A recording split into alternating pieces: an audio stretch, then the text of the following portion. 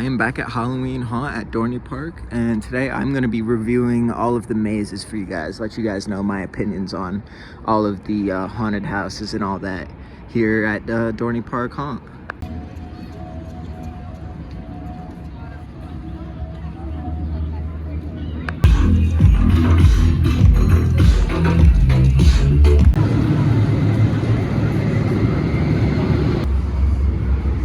So starting off in the back of the park, we have Ghost in the Machine. This is one of the best haunted houses I've ever been in, honestly. It is so well done. You could tell how much money they put into this haunt, and it shows. I mean, the quality of it looks amazing. The inside, there are so many different like scares that aren't from just like the actors. There are props and everything that are really cool that I've never really seen before. So yeah, this is also the newest one, so it's definitely the most technologically advanced one in the park. So this is definitely the best one, I would say, in my opinion. But it is all the way in the back by Iron Menace, so it is kind of a long walk, and it's very popular. So I suggest doing this pretty early or at the very end of the night.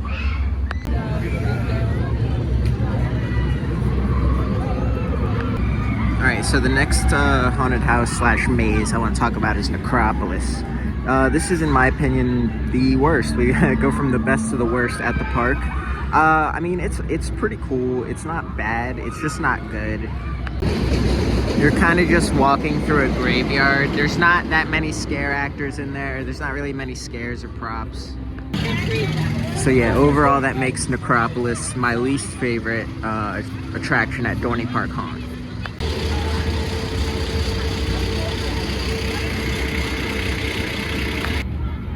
Alright, the next up is Trick or Treat. This is actually my second least favorite. I think the two worst haunt mazes at the park are back here by Steel Force. Like I said, not bad. The props are really cool. I just think they could have done more to make it, you know, scary. It's not really scary. It's definitely well done, but kind of the whole point of these things are to scare you, so I really don't think it is great for that.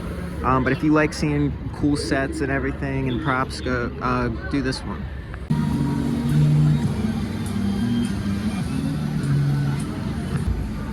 Alright, so next up we have Roadside Stop and Shop. This is back here by Demon Drop and by the turnaround for Steel Force.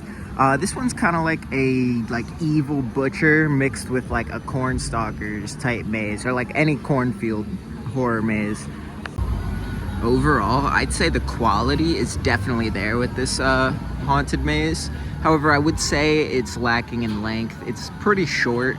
But what they do pack into such a short layout for this maze is some very quality just theming elements, as well as some really good scare actors, and not just the abilities that the actors themselves have, but the actual like makeup and costumes are really cool in this one. So this is definitely one you got to check out.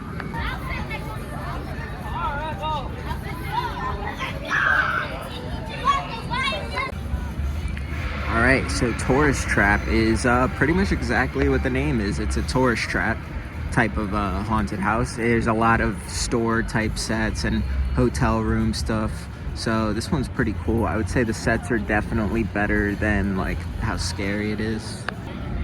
But the actors, their characters are really cool, and I really like, honestly, just overall the maze itself is very good.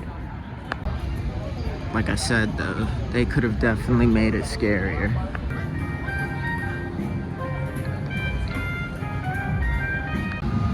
Alright, just did Blood on the Bayou.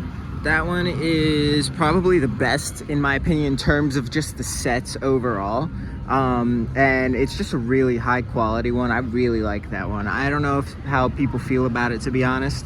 But I personally think that's one of the better quality mazes here.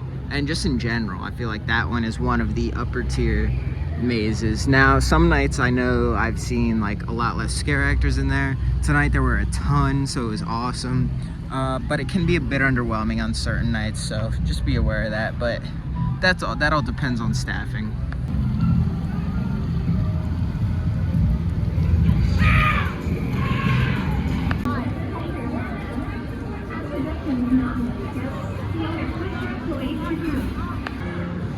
Alright, so the final maze here at Dorney Park Haunt is Blackout. This is pretty much just a regular, just like maze that is in just complete darkness, pitch black. It is pretty cool. It is very hard and confusing. A lot of people get lost and need help getting out. So I guess be aware. But yeah, that's definitely a unique one. I don't think I've ever seen just like a pitch black room and just you gotta figure your way out. And there are scare actors in there, so it's not like not scary.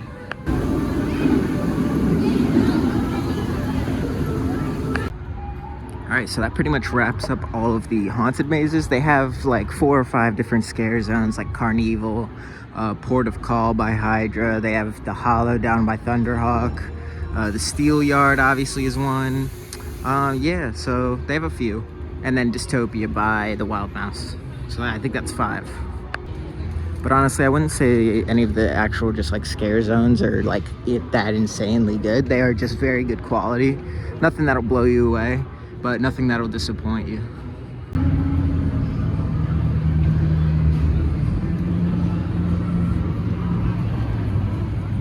If you'd like to support the channel even more, become a member and receive numerous benefits, such as watching all my videos the day before they release, access to my monthly top 25 coaster list, member shoutouts, and more. Thanks for watching this video, and I'll see you guys next time.